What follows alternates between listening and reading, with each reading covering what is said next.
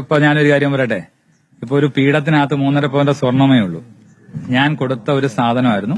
ആ ദേവസ്വം കൊണ്ട് ഞാൻ പഴിചാരുന്നു എന്ന് ഇപ്പൊ പറയുന്നു. അങ്ങനെയാണെങ്കിൽ ഇപ്പോ ഈ നിങ്ങൾ എല്ലാവരും വന്ന് നിൽക്കുന്നത് ഞാൻ ഈ എന്നെ കാണാനും എന്റെ ജനനം മുതൽ ഇനി മരണം വരെയുള്ള എല്ലാ കണക്കുകളും നിങ്ങൾ കാൽക്കുലേറ്റ് ചെയ്യാനും വന്നിരിക്കുന്നത് എന്തിനാണ്?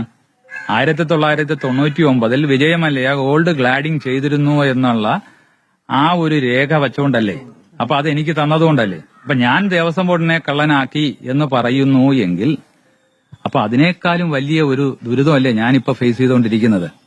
ഞാൻ പണപ്പിരിവ് നടത്തിയിട്ടുണ്ടെങ്കിൽ നടപടിയെടുക്കട്ടെ, ഞാൻ മറ്റേ ആക്ഷേപങ്ങൾക്കെല്ലാം നടപടിയെടുക്കട്ടെ. പക്ഷെ അങ്ങനെയാണെങ്കിലും ഈ കാരണത്തിന്, അതായത് ഈ ഗോൾഡ് ഗ്ലാഡിംഗ് ചെയ്തൊരു സാധനം ചെമ്പുപാളി എന്ന് ദേവസ്വം ബോർഡ് ഞാൻ ഇതുവരെയെങ്കിലും നിങ്ങളോട് ആരെങ്കിലും പറഞ്ഞു? ആക്ഷേപങ്ങൾ അങ്ങോട്ടും ഇങ്ങോട്ടും നമുക്ക് ആരോപിക്കാം, അതുകൊണ്ട് കാര്യമില്ലല്ലോ. ശരിയല്ലേ?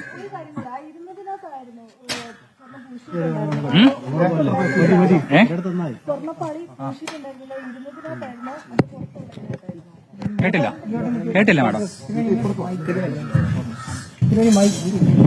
ഞാൻ ഒരു കാര്യം അതായത് ഈ ദേവസ്വം ബോർഡ് എന്തുകൊണ്ടാണ് ഈ വിഷയങ്ങളിലെല്ലാം പോറ്റി കാരണം വേറൊരു അതോറിറ്റി ഇല്ലാത്തത് കൊണ്ടല്ലല്ലോ. അപ്പൊ എന്തുകൊണ്ട് അത് അതല്ല, അങ്ങനെയല്ല.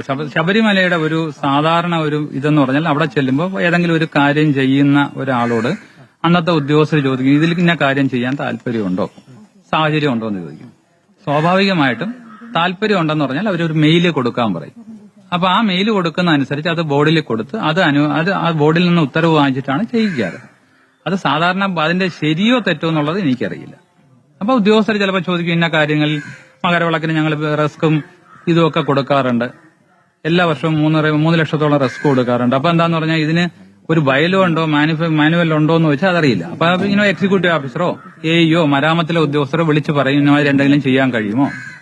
അപ്പോൾ ഞങ്ങൾ എന്താന്ന് പറഞ്ഞാൽ ഞങ്ങളാൽ കഴിയുന്നത് അവിടെ പമ്പയിൽ എത്തിച്ചു കൊടുക്കും. അത് ദ്വാരപാലകർ കൂടാതെ വേറെന്തെങ്കിലും പണി അവിടെ നടത്തിയിട്ടുണ്ടോ? എന്റെ സുഹൃത്താണ് ശബരിമല ശ്രീകോവിലിന്റെ ഡോറ് ചെയ്തു കൊടുത്തിരിക്കുന്നത് 3-ാം മാസം.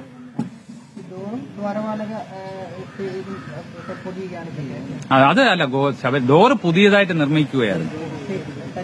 തടിയിൽ നിർമ്മിച്ച് പുതിയ അളവെടുത്ത് അത് സ്വർണം ഇതുപോലെ തന്നെ ഗോൾഡ് ഇലക്ട്രോപ്ലേറ്റിംഗ് ചെയ്ത് അവിടെ കൊണ്ടുവന്ന് സമർപ്പിക്കുകയായിരുന്നു. അതാണ് ഇളമ്പള്ളി ക്ഷേത്രത്തിലും. അതാണ് നിങ്ങൾ ഈ എല്ലാ മാധ്യമങ്ങളും പറയും ഞാൻ കാഴ്ച വസ്തുവാക്കി എന്ന് പറയുന്നത്. ഞാൻ കാഴ്ച വസ്തു ആക്കിയിട്ടുണ്ടെങ്കിൽ അന്ന് ഇളമ്പള്ളി ക്ഷേത്രത്തിൽ പ്രസിഡന്റിന് ഇത് ഹാൻഡ് ഓവർ ചെയ്യുന്ന ലെറ്റർ എന്റെ കയ്യിലുണ്ട്. അന്ന് ഞാൻ കളക്ടർക്ക് അമ്പലംകാര് ലെറ്റർ കൊടുത്തിട്ടുണ്ട്. കാര്യം ഇതിന് അനുബന്ധമായിട്ടൊരു ഘോഷയാത്രയായിട്ടാണ് കൊണ്ടുപോയത്. ഇന്നലെ എല്ലാ മാധ്യമങ്ങളും എല്ലാവരോടും ചോദിക്കുന്നുണ്ട് ഞാൻ ഇതിൽ പിരിവെടുത്തോ. വിനീത് ജെയിൻ നമ്മുടെ ഒരു സുഹൃത്ത് തന്നെയാണ് സാർ. സുഹൃത്ത് തന്നെയാണ്, ബാംഗ്ലൂരുള്ള.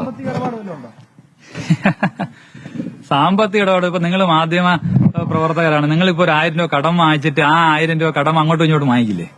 എന്തെങ്കിലും ഒരു ബുദ്ധിമുട്ട് വന്നാൽ ചിലപ്പോൾ അങ്ങോട്ടോ ഇങ്ങോട്ടോ എന്തെങ്കിലും സാമ്പത്തിക സഹായം വാങ്ങിച്ചിട്ടുണ്ടാവാം, കൊടുത്തിട്ടും ഉണ്ടാവും.